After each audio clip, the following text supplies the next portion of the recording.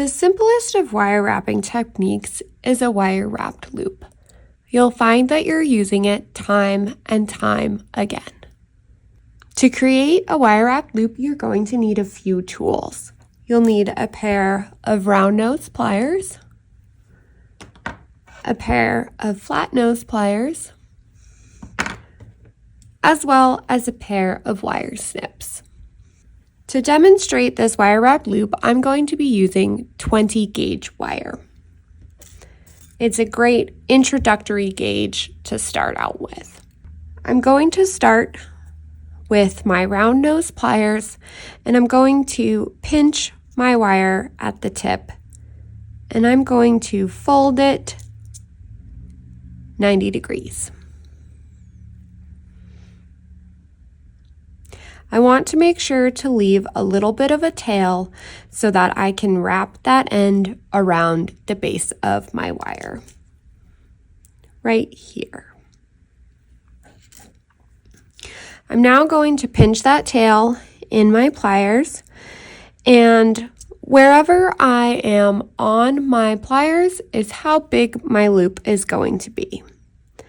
I'm going to fold that around halfway. And now I'm going to switch the grip of my pliers by rotating them around so that I can fully wrap that tail all the way around my pliers without the pliers getting in the way. So I'll continue my wrap and remove my pliers. So now I have my loop, and I want to wrap this tail around the base wire. I'm going to use my flat nose pliers, whatever kind you have, whether it's pointy at the tip or not, and hold that whole loop in the pliers. This is to stabilize it, and I'll just use my finger to wrap that tail around the base wire nice and tight. You can wrap this around however many times you'd like. That's up to you. I did 2 times. And now I'll take my snips, and using the flat side of the snips,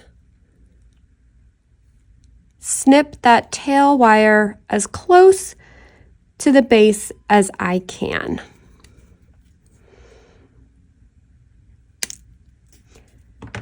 And now I'm going to use my flat nose pliers again and just pinch that little tail in to make sure that it's not sticking out or sharp. And there's your wire wrap loop. Once you have that base wrapped around, you can take your round nose pliers in that loop and tweak it if you need to make it a little rounder or more straight. And that's how to make a wire wrap loop.